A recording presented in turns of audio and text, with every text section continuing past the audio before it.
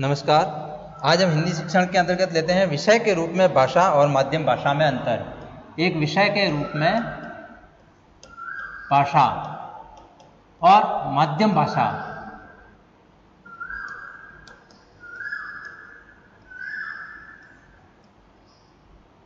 माध्यम भाषा, इन दोनों में क्या अंतर है? यानी विषय के रूप में हम कोई विषय लेते हैं, जैसे हिंदी, अंग्रेजी, संस्कृत, तमिल, तेलुगु, ये विषय भी होते हैं। तो इन विषय के रूप में भाषा होती है और एक होती है माध्यम भाषा। इन दोनों में क्या अंतर है? हम जब इनमें अंतर करते हैं तो विद्यालय की शिक्षा की पाठ्यचर्या है। इन दोनों में अंतर क्या है? विद्यालय शिक्षा की पाठ्यचर्या में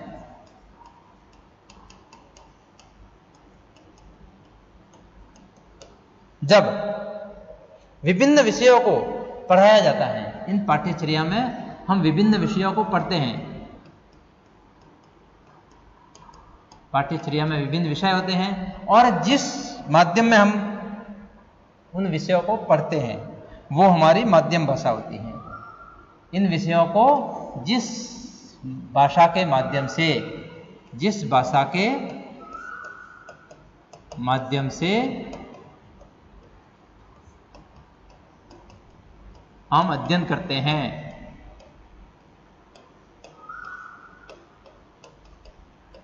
वह क्या होती है? माध्यम भाषा। और इसी के साथ साथ हम यदि हमारे इन माध्यम भाषा, जैसे मान लीजिए इस माध्यम भाषा, हमारी माध्यम भाषा, किसी की माध्यम भाषा है वो अंग्रेजी है, मान लीजिए किसी की माध्यम भाषा अंग्रेजी है, ठीक है। अब यदि वो हिंदी पढ़ना चाहता है, संस्कृत पढ़ना चाहता है, यदि वो हिंदी को एक विषय के रूप में पढ़ना चाहता है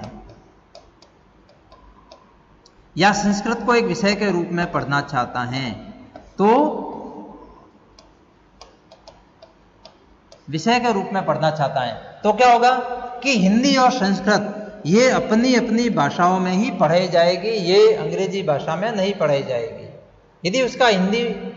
यदि उसका माध्यम हिंदी भाषा है और वो अंग्रेजी पढ़ना चाहता है, अंग्रेजी विषय के रूप में पढ़ना चाहता है, वह कोई और ऐसा कोई भाषा है जिसको विषय के रूप में पढ़ना चाहता है, तो वो अपनी भाषा में पढ़ाई जाएगी। वो अंग्रेजी विषय के रूप में होगी तो वो अंग्रेजी में ही पढ़ाई जाएगी। यानी उसका माध्यम जो दूसरे विषय हैं, जैसे गणित है, सामाजिक अध्ययन है या विज्ञान है, वो सारे के सारे जो विषय हैं वो माध्यम भाषा में पढ़ाए जाएंगे। लेकिन अगर कोई भाषा है, भाषा विषय है, तो वो उसी भाषा में पढ़ाया जाएगा।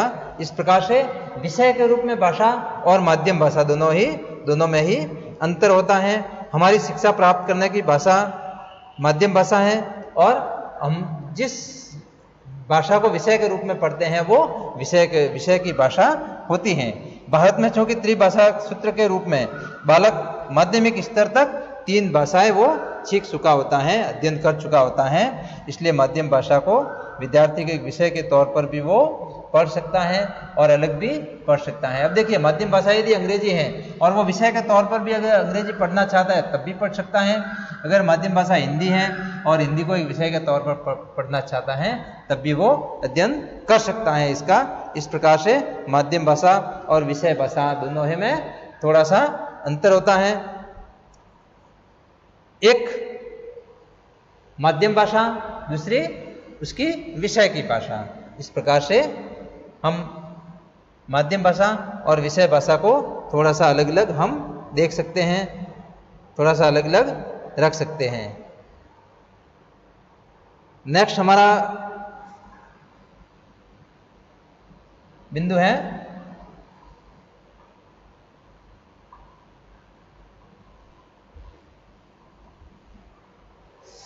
बहुभाषिक कक्षा।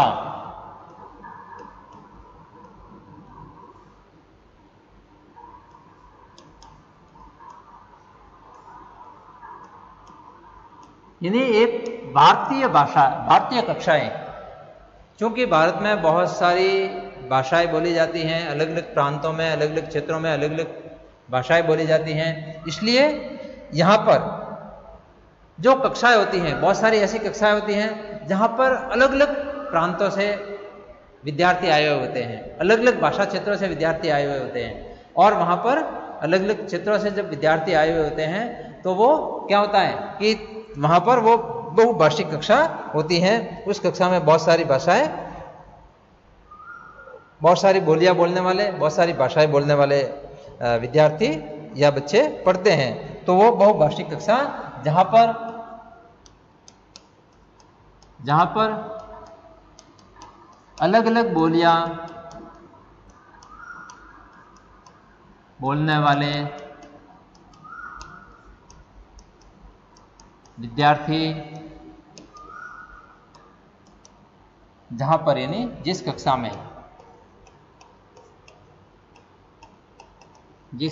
में अपन कह सकते हैं तो वाले विद्यार्थी होते हैं,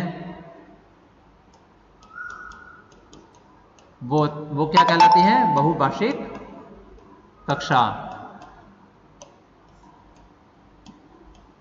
बहुभाषिक कक्षा कहलाती हैं। और उस बहुभाषिक कक्षा में भारतीय संविधान की जो 8वीं अनुसूची है, अगर देखें तो भारतीय संविधान की 8वीं अनुसूची में 22 भाषाएं जो शामिल हैं, उनमें से असमिया, उड़िया, उर्दू, कन्नड़, कश्मीरी, कोंकणी, गुजराती, डोंगरी, तमिल, तेलुगु, नेपाली, पंजाबी, बांग्ला, मणिपुरी, मराठी, मलयालम, मैथिली, संथाली, संस्कृत, सिंधी,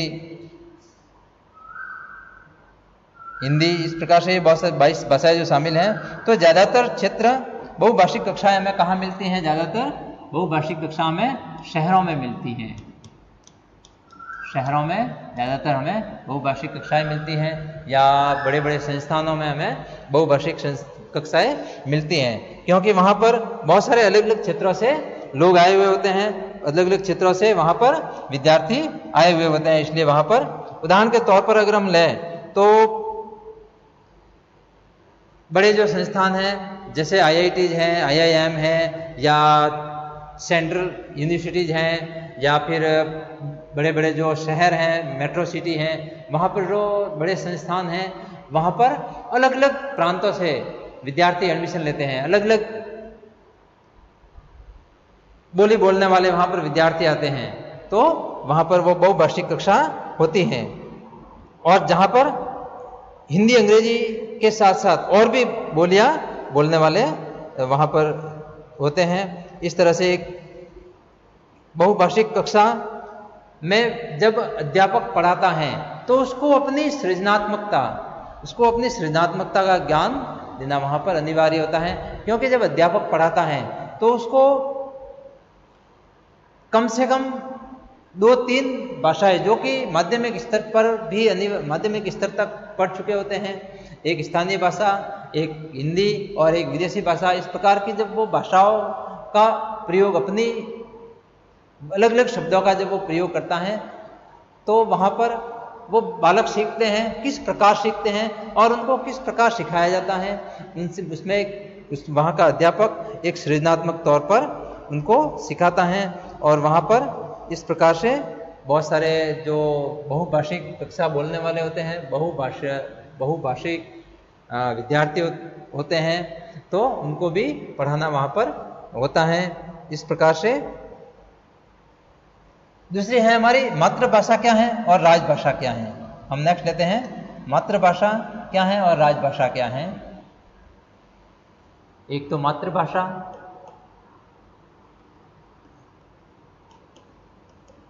और राजभाषा। अब देखिए मातृभाषा, जैसा कि मैंने आपको बताया, मां से सीखी गई, मां से सीखी गई। राजभाषा जो कि देश के संविधान में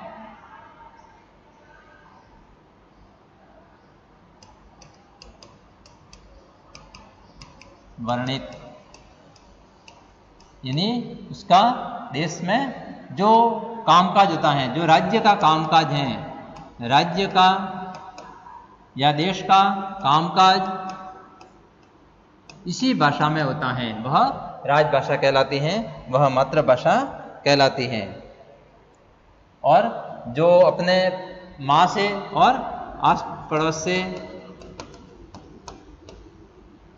सीखी गई होती हैं वह मातृभाषा कहलाती हैं। और ये राजभाषा जो कि देश में सब जगह चलती है, वो सब जगह उसका राज्य का कामकाज होता है, ऑफिसों में कामकाज होता है, वो राजभाषा कहलाती हैं। इस प्रकार से हमारे यहाँ पर राजभाषा नियम 1963 और 1976 और संशोधित 1987, 2007 और 2011 में केंद्रीय सरकार के कार्यालयों के बीच अगर पत्र व्यवहार होता है तो वो हिंदी या अंग्रेजी में होता है। देखिए यहाँ पर 2011 राजभाषा अधिनियम नियम 2011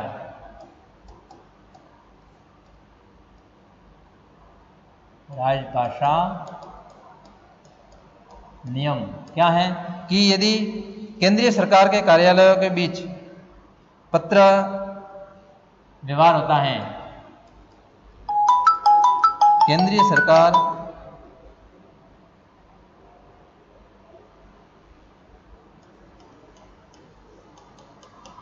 के कार्यालयों के बीच यदि पत्र व्यवहार होता है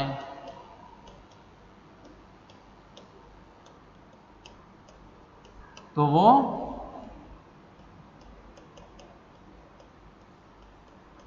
हिंदी या अंग्रेजी में होगा, हिंदी या अंग्रेजी में होगा। हिंदी में प्राप्त पत्र उत्तर केंद्रीय सरकार के कार्यालय में हिंदी में देंगे। जो कि हिंदी में प्राप्त पत्र हैं उनका उत्तर भी हिंदी में दिया जाएगा, और जो अंग्रेजी में प्राप्त पत्र हैं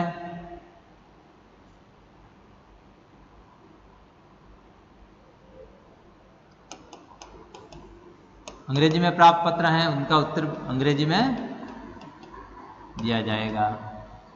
इसी प्रकार से कोई भी कर्मचारी आवेदन अपील, कोई भी कर्मचारी अपना आवेदन या अपील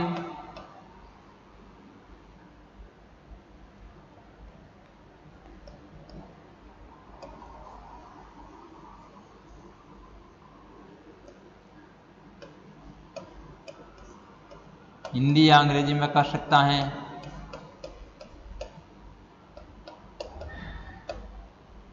कोई भी कर्मचारी किसी फाइल पर टिप्पणी हिंदी या अंग्रेजी में लिख सकता है। कोई भी कर्मचारी फाइल पर टिप्पणी अगर लिखनी है तो वो हिंदी या अंग्रेजी में लिख सकता है। लेकिन यहां पर देखिए हिंदी या अंग्रेजी का जो पार्ट यहां पर जो फाइल की जो टिप्पणी है उसके लिए उसका अनुवादक दूसरी भाषा में प्रस्तुत करता है। उसके लिए अनुवादक जो हैं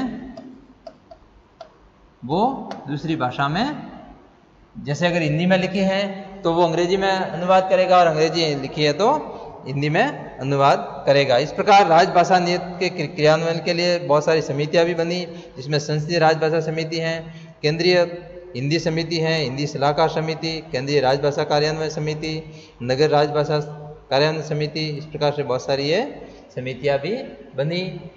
तो हम ये कह सकते हैं कि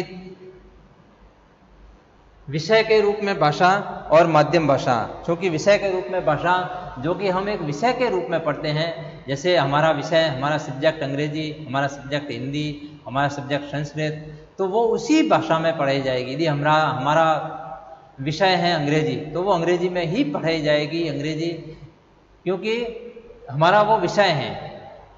दूसरी हमारा अगर माध्यम हिंदी भी है तब भी हमें अंग्रेजी में ही पढ़ाई जाएगी, संस्कृत में ही पढ़ाई जाएगी, पंजाबी में ही पढ़ाई जाएगी और हिंदी में ही पढ़ाई जाएगी। वो हमारा एक विषय अलग है। और माध्यम भाषा वो होता है जिसके माध्यम से हम अन्य विषय जैसे गणित, सामाजिक विज्ञान, बहुत सारे जो हमारे विषय होते हैं वो सारे के सारे विषय हम उस माध्यम भाषा में पढ़ते हैं। और विद्यालय की शिक्षा के पाठ्यचर्या क्योंकि उस पाठ्यचर्या में बहुत सारे विषय होते हैं, उन जो भी पाठ्यचर्या के विषय हैं वो माध्यम भाषा में अध्ययन करते हैं।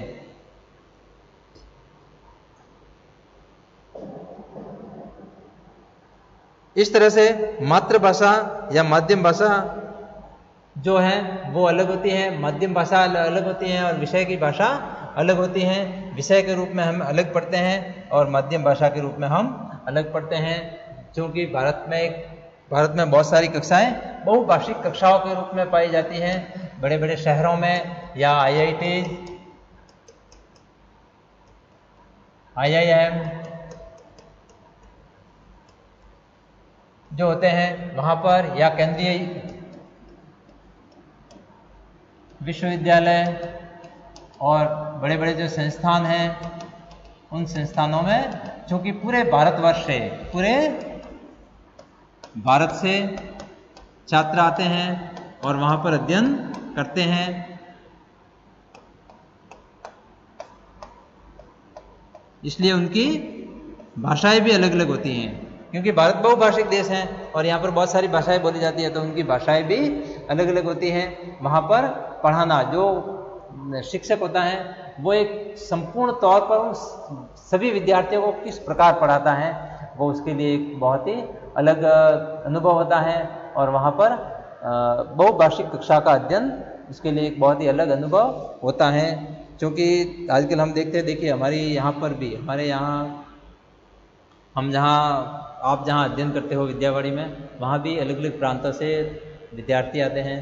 तो वहाँ भी जब हम बात करते हैं तो आप हिंदी में करते हो, क्योंकि अलग अलग प्रांतों से भी आते हैं यहाँ पर, तो उनको अलग अलग बोली बोलने वाले भी, अलग अलग भाषा बोलने वाले यहाँ पर विद्यार्थी होते हैं। लेकिन इतने अलग नहीं होते, क्योंकि यहाँ पर जैसे जैसे विकास होगा, बाहर से आएंगे, तो यहाँ भी हो सकता है बहुभाषिक कक्षा हो। तो इस प्रकार से एक बहुभाषिक कक्षा में अध्यापक को पढ़ाने के लिए अलग प्रकार का अनुभव रहता है। इसी प्रकार से मातृभाषा और राजभाषा, चूँकि जैसा कि पहले बताया कि मातृभाषा माँ से सीखी गई भाषा होती है और आस पड़ोस से सीखी गई भाषा होती है, वो मातृभाषा कहलाती है। राजभाषा देश के संविधान में वर्णित है और इसी से राज्य का कामकाज होता है। राजभाषा नियम किस प्रकार से हैं कि केंद्रीय सरकार के कार्यालयों के बीच अगर कोई पत्र व्यवहार होता है तो वो हिंदी या अंग्रेजी में होगा, और हिंदी में अगर कोई पत्र प्राप्त होता है तो उसका उत्तर भी हिंदी में दिया जाएगा। अंग्रेजी में अगर कोई पत्र प्राप्त होता है तो उसका उत्तर भी अंग्रेजी में दिया जाएगा। इसी प्रकार से कोई भी कर्मचारी अगर कोई आवेदन करना चाहता है, अपील करना चाहता है, वो हिंदी या अंग्रेजी दोनों में से किसी में भी कर सकता है।